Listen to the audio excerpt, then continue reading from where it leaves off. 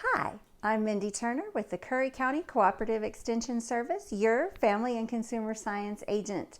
Welcome to 2021. We're excited to have a new series for our January, February.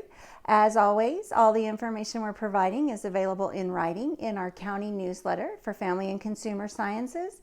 If you would like to request a copy of that newsletter, you can call our office.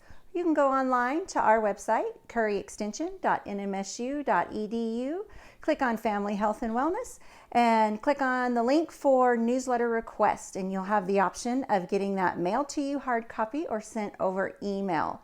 Either one is fine with us. This couple of months, we're going to be looking at some safety issues and being prepared in dealing with an emergency or a disaster within our area. Any of those kind of things that come up, and some things are just valuable for our normal household needs all of the time. So the first round, what we're going to look at is we're going to talk a little bit about first aid kits. And I know a lot of you are out there going, Mindy, we already know everything we need to know about a first aid kit. Hopefully, if you get nothing else from this, you remember to go find your first aid kit, make sure where it is, make sure it's still fully stocked, and that any items you are keeping in there that might be used for medications, anything along those lines, that they have not expired. Part of the things that we run into is we have first aid kits, we keep things, but we deplete them. If you're like me and you have kids who like to use Band-Aids, they go get Band-Aids. And then all of a sudden, hey mom, we don't have any Band-Aids. So this is your reminder to check your first aid kit, make sure you have it. We're gonna talk, maybe you need one in your home, as well as one in your automobile. It's nice to have one in your vehicle when you're out and about. And if you're like us, again, with outbuildings around, you may need one in the barn, you may need one in the trailer to take along with you. So when we talk about first aid, typically what comes to mind for most of us is our family, taking care of our kids, taking care of ourselves when something happens. Don't forget, first aid for your animals can be very important. So I have a couple other examples sitting out here as well. This is an equine first aid kit. We've put together some, especially if you're a hiker, maybe you hike with your dog, you want to have a few first aid things on hand for them, small containers that you can keep those types of things in. So think about, first of all, you can purchase pre-made first aid kits. There's all types, all sizes. There's great big ones, small ones. You can get some that are already made, put together for animals, as well as those for humans. There's even little small, fit in your purse, made to go in the glove compartment. Great things to have on hand just to have all of the parts and pieces that you need. The other great thing about these is they come with a list of everything that's in them. You probably can't read the words, but trust me, that's the list of what's included. So as you use items, as it gets depleted, you can replace those and still keep your containers for that. So when we talk about containers, think about the size of your family, the people you have around, what you need to have for a first aid kit, and then consider the container that you want to use. You can probably look around your home and find a container that's not in use that would make an excellent first aid kit. So some of the things that work really well, you can see, I said for an equine one, we have it in a 5-gallon bucket with a lid that seals tight, makes it great for hauling in the trailer. You can also have a human first aid kit with supplies like that. They do make a, not necessarily a 5-gallon, but a 2 or a 3-gallon bucket with the top that you can put things. They're nice for stacking in a closet.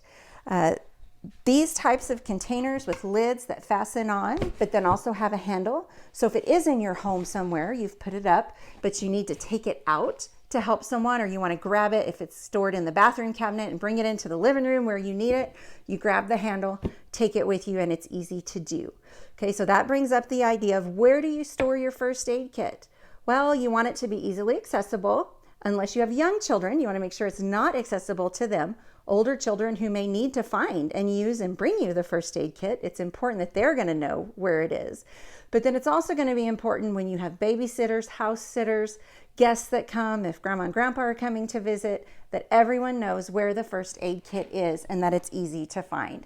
We recently relocated here to Curry County, and so I know in pulling this together, one of the biggest helps for me was having to find my first aid kit and all of my items that went with it, because it's easy to have them get misplaced or get things stacked on top of it or get it stored somewhere. So again, this is your reminder, get out your first aid kit, check where it's stored, make sure you have all of the items in it that you might need.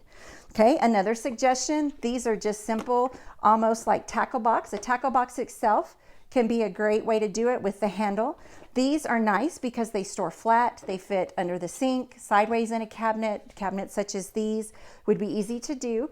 These have movable parts, so you can make each section as big as you need to store whatever you would like to have on hand for that first aid kit.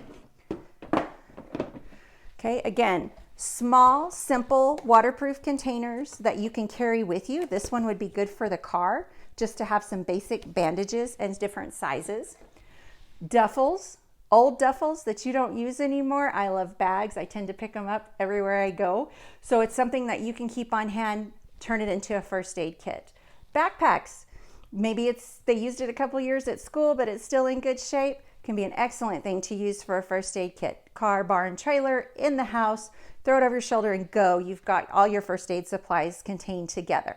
Okay, and then of course, cutesy first aid kits. This is a simple zipper type of makeup bag that you can fill with all of your first aid supplies. These make great gifts if you're looking for something fun and easy to put together.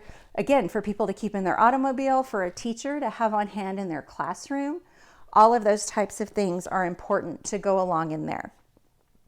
One of the key things that you're going to want to have in your first aid kit are some instructions, some basic information, some emergency phone numbers. We all think, oh, I know that number, I know who to call. But when you're in the midst of an emergency, someone's hurt, something's happening, everything's going on at once, it helps to have it right there in front of you in writing. Okay, and I know we program a lot of things in our cell phone, but maybe I'm not the first one who's going to be able to make that call and I need someone else to do it. So having that number there in front of them accessible can be a huge help. Okay, but then also just some instructions for basic first aid.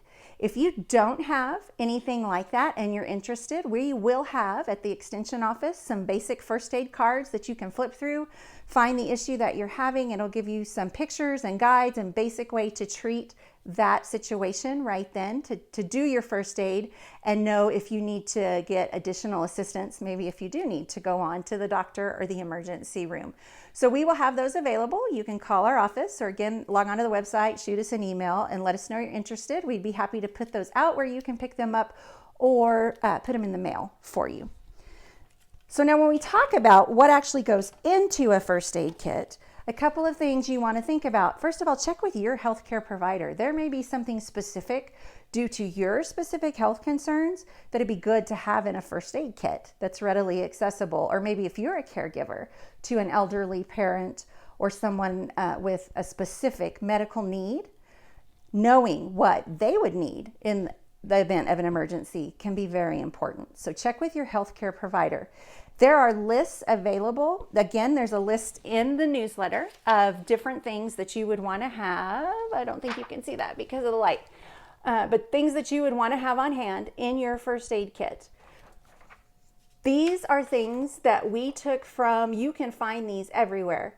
Mayo Clinic, the Red Cross, some of these actually came from Kids Health. There's some suggestions that it talks about, if you have children, some of the things that are going to be important. And of course, the basic things, some type of antiseptic, some antiseptic wipes, different types of bandages and wraps that you can use in the event of an emergency, cotton balls, things that we don't always think about having on hand, an eye wash, okay, a wound wash, different types of spray, cold compresses, but not, of course, the kinds we need to freeze. Maybe you want to have in there just some different sizes of plastic bags. That's an important thing, having something that can seal at the top that you can put, whether it's leftover supplies or different parts and pieces, or if you did need to make an ice pack for something. So you tailor your first aid kit to what your family needs and the things that they need to have on hand. So a couple of publications that we're highlighting through New Mexico State University Cooperative Extension Service for this series. I highly recommend them. They're excellent. Emergency Preparedness Sheltering at Home and Emergency Preparedness Evacuation.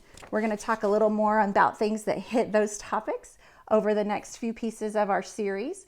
These were actually done by Rick Griffiths, one of our family and consumer science agents to the north. So we appreciate him putting that resource together for us. If you would like a copy of these, you can get them online. You can link to them from our website, or you can request them, and we'd be more than happy to send you out a hard copy. Thank you for your time. Again, I'm Mindy Turner with the Curry County Cooperative Extension Service. Please get in touch if there's anything we can help you with. Thank you.